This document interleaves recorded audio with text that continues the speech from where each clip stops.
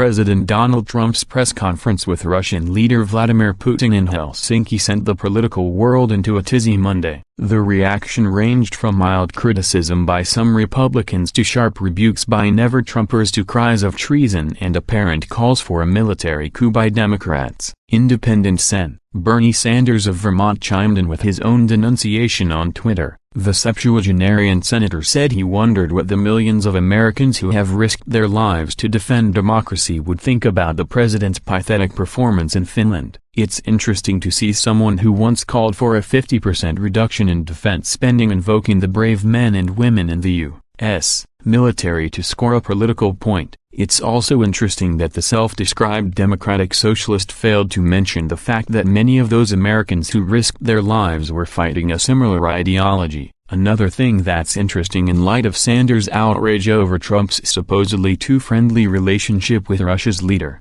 the Vermont senator chose to spend his honeymoon in the Soviet Union. That's right, instead of heading to Paris or Hawaii, the newlywed Bernie and Jane Sanders traveled to the city of Yaroslavl, 160 miles east of Moscow, and spent the first days of their marriage surrounded by fellow communists. This was in 1988 during the final years of the Cold War. George Will ripped Sanders for the move in a 2015 column about the death of Robert Conquest, who wrote about the atrocities of Soviet prisons. Conquest lived to see a current U.S. presidential candidate, a senator, who had chosen, surely as an ideological gesture, to spend his honeymoon in the Soviet Union in 1988, Will wrote. Gulags still functioned, probably including some of the cold Auschwitzes in Siberia, described in Conquest's Kilima.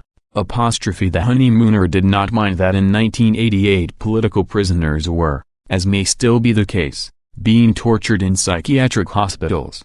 Thanks to the unblinking honesty of people like Conquest, the Soviet Union now is such a receding memory that Bernie Sanders' moral obtuseness, the obverse of Conquest's character, is considered an amusing eccentricity. Of course, hypocrisy isn't a new thing for the senator. He's a millionaire in the top 1% of income earners who spends much of his time railing against the wealthy. He owns 3 homes but frequently rants about the lack of affordable housing. Still, if there's one person who probably shouldn't be throwing rocks at others for being too cozy with Russia, it's Bernie Sanders.